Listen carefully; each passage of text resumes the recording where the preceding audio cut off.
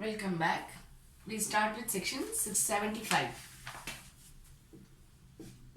What does section 75 speak about? It speaks about private documents. So what are private documents? Anything which is not a public document is a private document.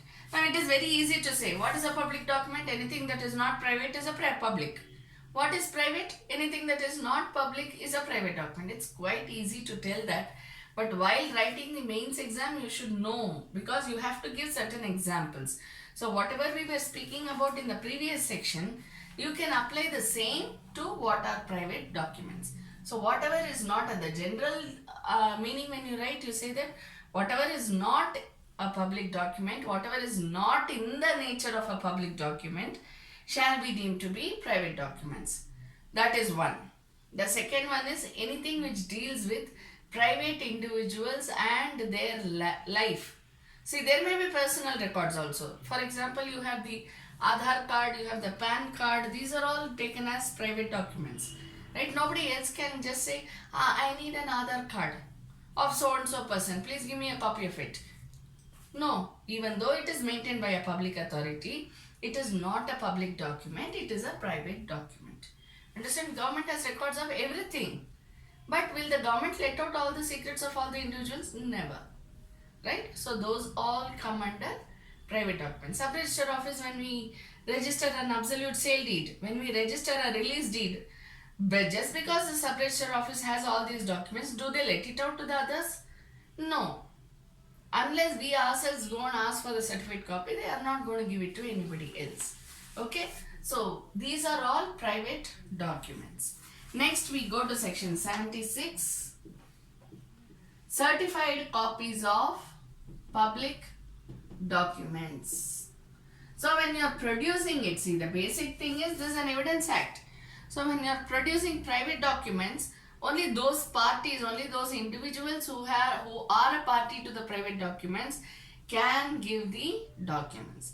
If it is a public document, then we can get a certified copy and produce it before the court. Okay? Certified copies of public documents. How do we get the certified copies of public documents? Obviously by application to the relevant department. So when we get a certified copy of the public document, it shall be deemed to be as if it is original. This is the basis. It shall be deemed to be original. Why? Because yesterday also we spoke about this. Public documents cannot just like that be given to everybody. The originals cannot be given to everybody. Original, there is only one. So whereas public, we are, I think, more than 1 billion in India itself. So each one of us cannot get an original. So obviously it is the certified copy which shall be given to the court also. Okay? Next we go to section 77. Proof of documents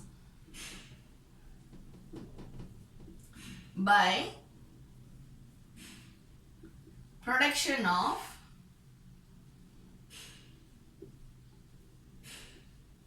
certified copies.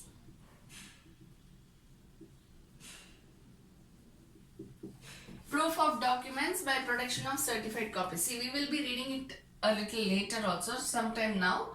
We have done it a few days before also. What does it say? Proof of documents by production of certified copies. When document can be proved by giving the certified copy as an evidence.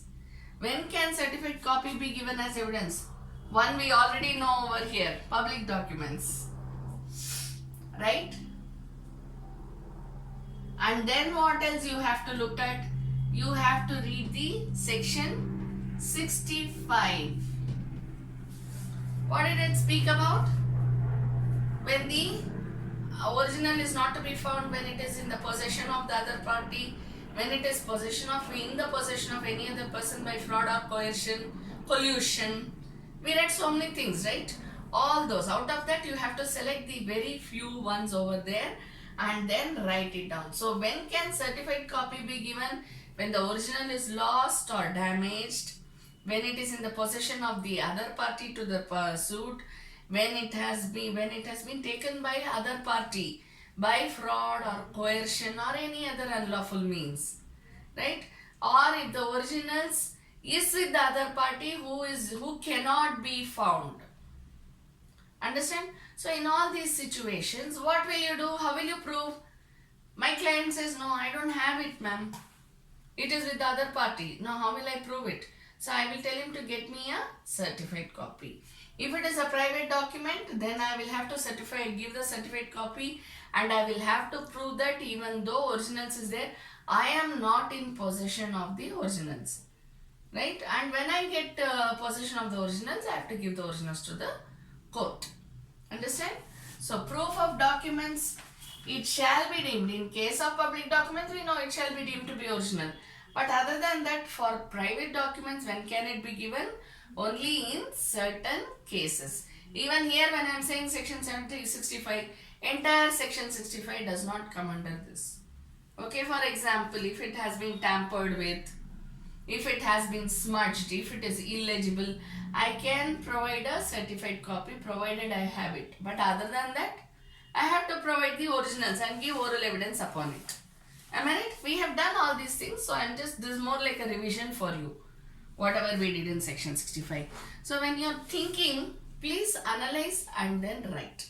Don't blindly write. When I have written section 65 here, you should not blindly write everything in section 65. You should think, like how I told you now.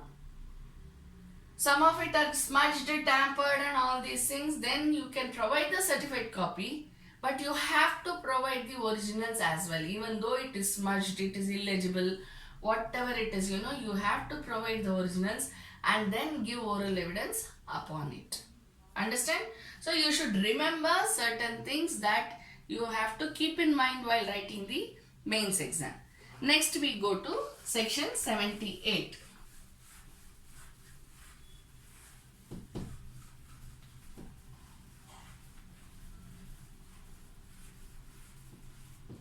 What does section 78 speak about? Section 78 speaks about proof of other official documents. Proof of other official documents. See, sometime back what we were reading about, we were talking about public offices, documents maintained by public offices, right? By departments, then by sovereign authority. These were all the ones which we read. But now in this section what we are going to read is other official documents. When we say other official documents, again it relates to the other section which we read just now regarding provisions. Number 1, acts, notifications, orders of central government or any of its department or state government. When we say central government, we also mean the state government, right? So any of the records of the documents which are maintained by or which has, see, when we are talking about acts, obviously it is the legislature. When we are talking about notifications, it can be any department of the central government or state government, right? And when we are talking about orders, we know it. It can be orders of the government departments or that of the tribunals, quasi-judicial authorities, right? So it can be anything. So when this happens, how will it be given? It can be given by way of extracts. Now how will these extracts be? Obviously they are certified copies. Even though it is an extract, certified copies. So they will be only extracts. Again, the original cannot be produced. So only the extracts will be produced. Extracts, when we mean extracts, actually they are again Xerox copies, photostat copies, right? So when we say photostat copies, certified copies. Notifications, again you cannot get the original notification. You can only get the certified copy or at the most extract or probably the photocopy of the notification. So everything comes in the nature of certified copies. Understand? Then the second one, the proceedings of legislature.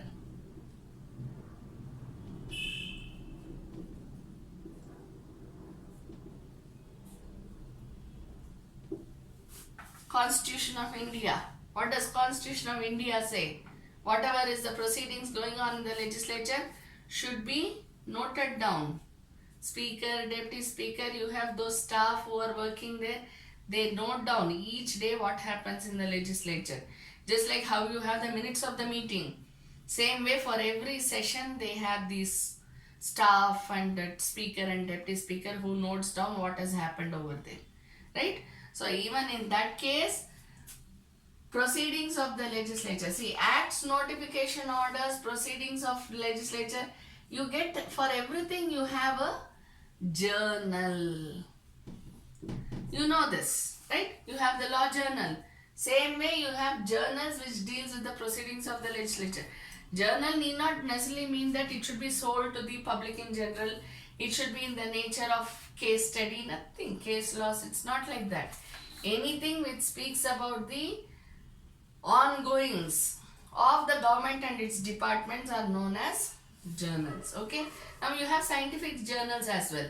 It gives you the latest updates on whatever are the scientific inventions done or any innovations which has taken place, right? So journals are a medium of updating the public about what is happening, right? So that way you have this acts, notifications, orders also in journals which are known as law journals. Proceedings of legislature also you have it in journals. Then the third one we go on to is the proclamations.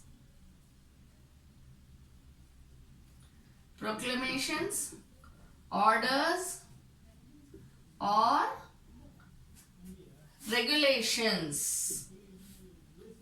So proclamations, orders or regulations issued by whom? By Her Majesty. Who is Her Majesty now? It is the Crown. We read about it some time back. Am I right? Acts, notifications, journals of UK. Now again we go back to the same story, issued by Her Majesty, Majesty's government.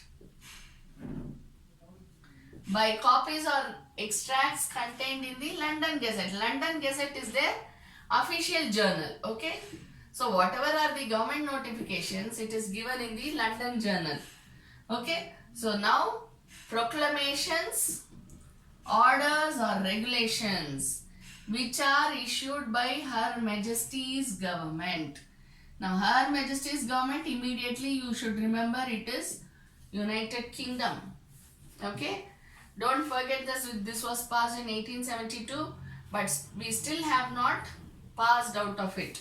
We are still there with this Her Majesty. So whatever are there for the UK, that is deemed to be, shall be presumed as true and correct by the court. Okay. Now the fourth one, the acts of the executives. Acts of the executive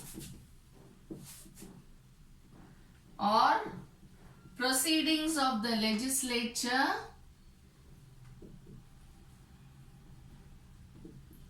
of a foreign country.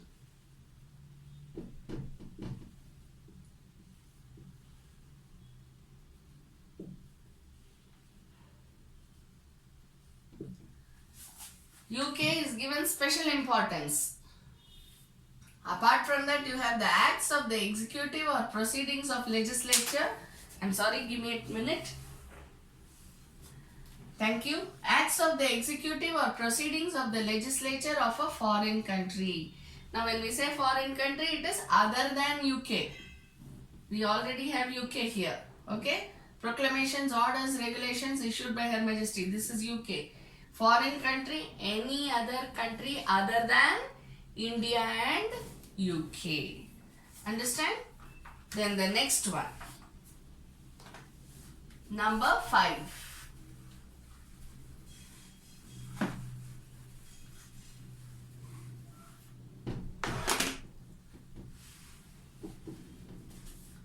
The proceedings of a municipal body in state. The proceedings of a municipal body in a state. Proceedings happen even in municipal bodies, am I right? Because every state will have a mayor, deputy mayor, all municipal corporations, local bodies, municipal corporations, local bodies, they are known as local bodies, am I right? We have it right from school days. We have been doing this. So municipal bodies, so whatever are the proceedings of the municipal bodies in a state, again that shall also be by way of journals, or there can be a, of course it will be a journal because it will be a book or rather a note in which all the conduct of the proceeding shall be written. Okay, so that shall also be deemed to be an official document. Next, public documents of any other class.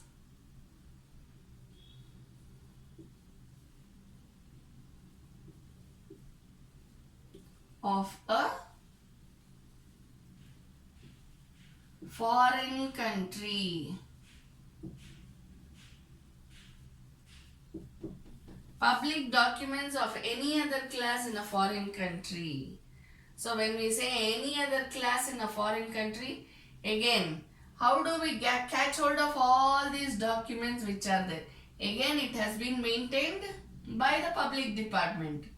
But a copy of it can be got through our consulate. Copy will be given to the consulate, am I right?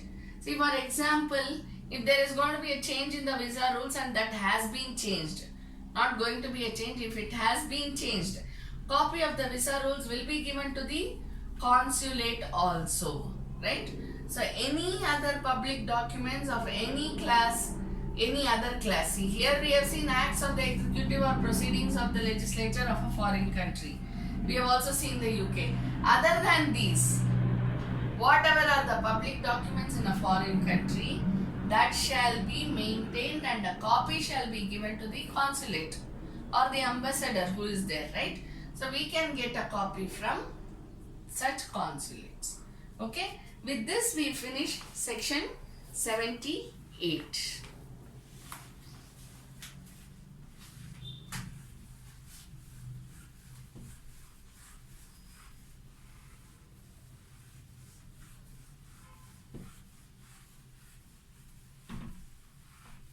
We go on the next section, section 79. Before that, let me tell you the subheading. It is presumption as to document.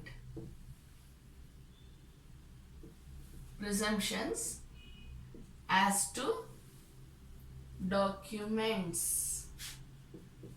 This is the subheading. Okay, section 79. Here it is the same thing. Presumption as to genuineness of certified copies.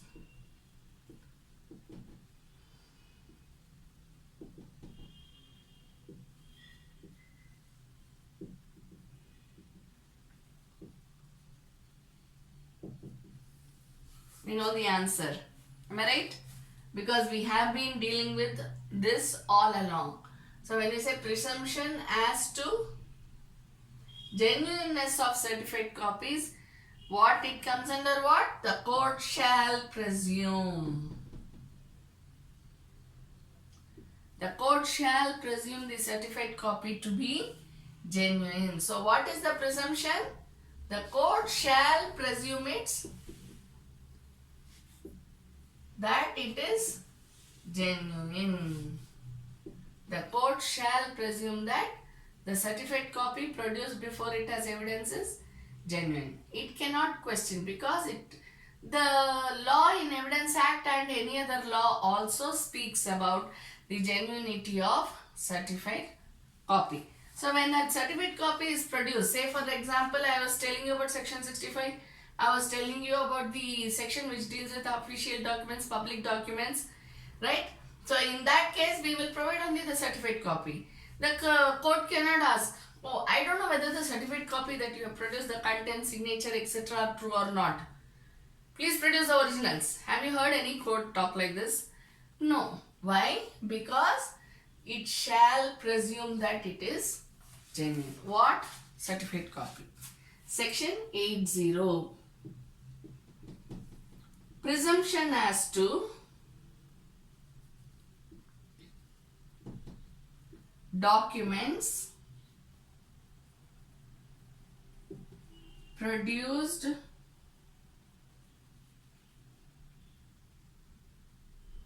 as record of evidence.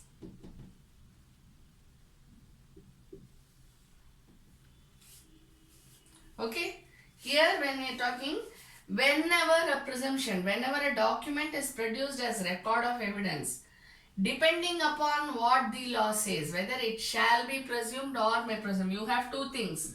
Am I right? In the Indian Evidence Act, some of the headings come under shall presume, some come under may presume. So, whenever documents, presumption as to documents produced as record of evidence, when it is provided as primary evidence, immediately on the face of it, prima facie evidence shall be presumed to be true, right? So the court has the difference, either it shall presume or may presume. We have already seen what all comes under shall presume, what comes under may presume. So when we are doing this presumption, we have to clarify. See, you will not get a question like this, saying section 80 talks like that. Okay, probably you will get a direct question, probably a case study. If you get a direct question, then you will have to go back to these two. Shall presume and may presume, you will have to go back to this and write it down.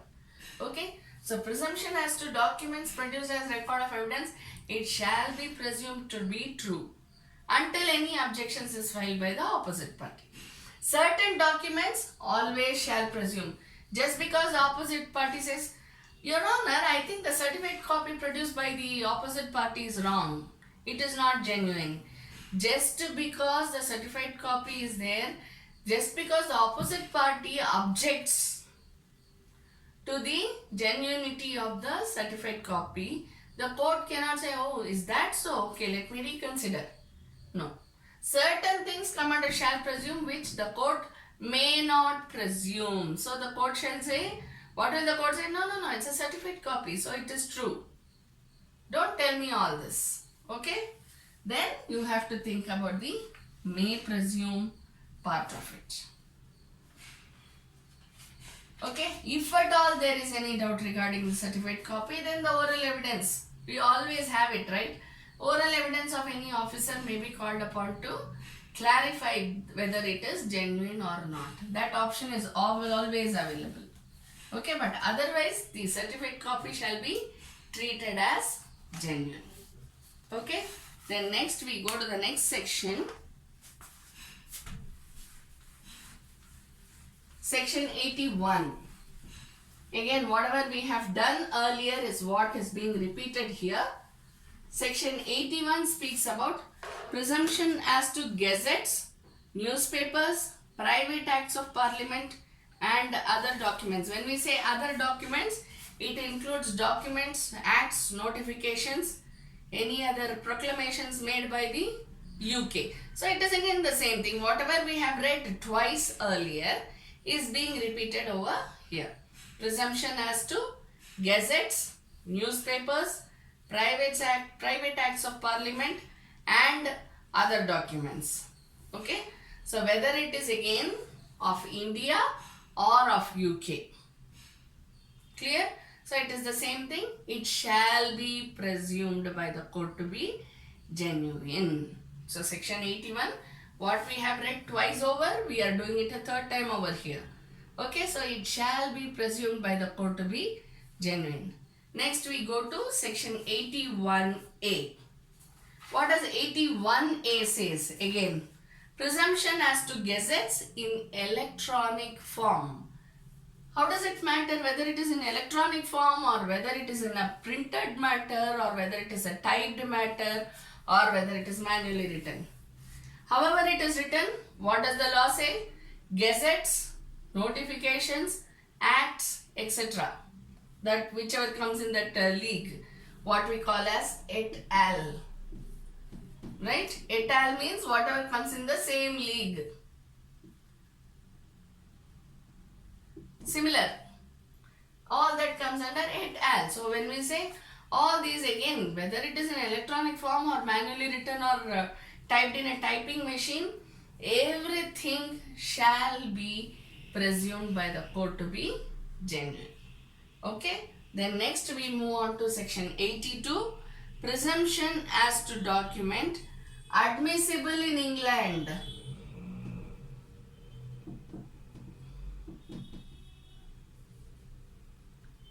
Without proof of seal or signature. Section 82, okay? Presumption as to document admissible in England without proof of seal or signature. So what are we talking about here? A document which is admissible. How is it admissible? Without sign or seal. Even though there is no sign or seal, it is admissible. Even though there is no sign or seal, it is admissible. Where? In UK. In England. Right?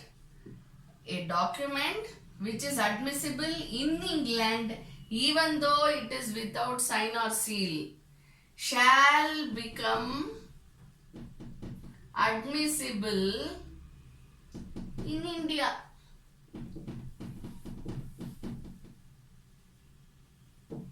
Shall be admissible in India. So if the UK says it's okay, there's no seal or sign, I'm going to admit the document, and the England court, whichever court it is, admits the document, that means what? England has admitted, therefore it is true. The presumption is that, as we have already seen, any act, anything, any document which is there in a foreign country, belonging to a foreign country, is admissible in India if it is as per the procedure.